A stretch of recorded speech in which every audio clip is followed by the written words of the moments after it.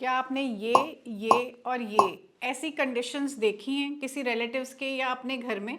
तो इसको विटिलाइगो कहते हैं, जिसको कॉमन लैंग्वेज में फुलवेरी भी कहा जाता है। इसके कई कारण होते हैं और ये कई प्रकार की होती है। तो आज हम ये डिस्कस करेंगे कि भी ये कितने टाइप्स की होती है और इसका क्या ट्रीटमेंट हो सकता है। ऐसे नहीं है कि भी जैसे हमारे सोसाइटी में स्टिग्मा था कि जी विटिलाइगो हो गया, ऐसा कुछ भी नहीं है। जनरलाइज्ड विटिलाइगो आपकी बॉडी पे दोनों साइड पे पाई जाती है। फोकल विटिलाइगो जो है उसके कुछ ही पैचेस होते हैं, कुछ पैच आई पे या आपकी बॉडी पे या कहीं पर भी। सेगमेंटल विटिलाइगो इज़ यूनिलैटरल, वो आधी तरफ ही दिखेगा आपको और उसके जो रीजंस हैं बाय बर्थ भी हो सकते हैं और कोई रीज़न हो सकता है। देन यूनिवर्सल विटिलाइगो, जब आपकी सारी बॉडी का कलर जो है वो वाइट हो जाता है तो दैट इज़ जनरलाइज्ड विटिलाइगो और उसके कई जेनेटिक रीज़न रहते हैं। ये तो एक ब्रॉड क्लासिफिकेशन हो गई। अब हम जानें कि अगर हमने विटिलाइगो का या फुलवेरी का ट्रीटमेंट कराना है तो हम उसे कैसे क्लासिफाई करेंगे। सबसे पहले तो हम ये देखेंगे वो स्टेबल है कि अनस्टेबल। अगर विटिलाइगो अनस्टेबल है तो आपको सबसे पहले डॉक्टर के पास जाकर उसको रोकना चाहिए, और अगर विटिलाइगो स्टेबल है तो उसकी मोडालिटीज़ ऑफ ट्रीटमेंट डिफरेंट हैं। तो वंस आप डॉक्टर के पास जाते हैं तो सबसे पहले टॉपिकल थेरेपीज़ आती हैं, ओरल ड्रग्स आते हैं और कुछ लेज़र्स और यूवी लाइट थेरेपीज़ आती हैं। टॉपिकल थेरेपीज़ में स्टीरॉइड्स टॉपिकल बड़े कॉमन हैं। टॉपिकल कैल्सीन्यूरिन जैसे कि pimecrolimus, tacrolimus ointments, they are very common.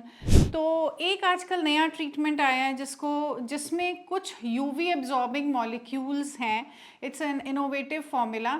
जो 2 यूवी एब्जॉर्बिंग मॉलिक्यूल्स आप अपनी स्किन पे आप लगाते हैं। नॉर्मल लाइट में आप 10 to 15 मिनट्स आपने बैठना है तो रीपिगमेंटेशन के चांसेस काफ़ी बढ़ जाते हैं। It is very popular by the name of photo first cream, and then we have another molecules which we can apply on the skin.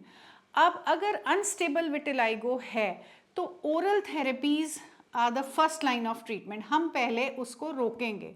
अगर अब फुलवेरी का जो कारण मोस्टली इम्यूनिटी रहता है तो इम्यूनोसप्रेसिव एजेंट्स दे सकते हैं। इसकी कैटेगरी में एज़ाथायोप्रिन और कई ड्रग्स आती हैं। आजकल एक लेटेस्ट ड्रग है टोफासिटिनिब, जिसको बहुत यूज़ किया जा रहा है जनरलाइज्ड विटिलाइगो में।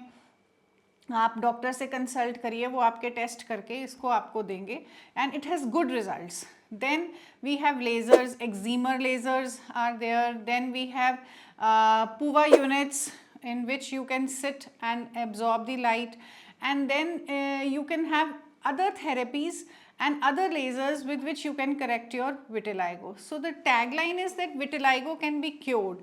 ऐसा नहीं है कि हम इसको ठीक नहीं कर सकते। आपसे और डिस्कस करना चाहती हूँ कि कई बार विटिलाइगो अभी हुआ नहीं होता, उसको हम कॉमन कंडीशन को कहते हैं PIH, जिसको पोस्ट इन्फ्लेमेटरी हाइपोपिगमेंटेशन कहते हैं। जैसे हमारे कोई भी चोट लगे या हमारे कोई भी पैच हो एक्जिमा का या ट्रॉमा से या किसी भी कारण कोई केमिकल रिएक्शन से, तो हमारी स्किन में मेलानोसाइट्स जो कि रंग देते हैं उनकी मात्रा कम हो जाती है, तो वहाँ पे white patch, it is not exactly like a vitiligo patch but it can form a vitiligo patch. तो बहुत सारे ऐसे पेशेंट्स जैसे बच्चे होते हैं उनके एक्जिमा होता है फेस पे, तो they come with white patches on the, that is not exactly फुलवेरी or vitiligo, but if left untreated the hypopigmentation may increase over the period of time.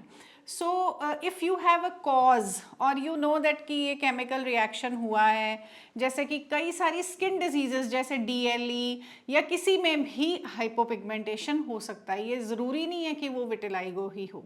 I hope कि अब आपको विटिलाइगो के बारे में और इसकी कॉजेज़ के बारे में और ट्रीटमेंट के बारे में क्लियर हुआ होगा। अगर आपको कोई भी ऐसी क्वेरी है या आपको कोई ट्रीटमेंट लेना है, आप हमें कांटेक्ट कर सकते हैं, आप हमें DM कर सकते हैं। We would be very happy to answer all your queries.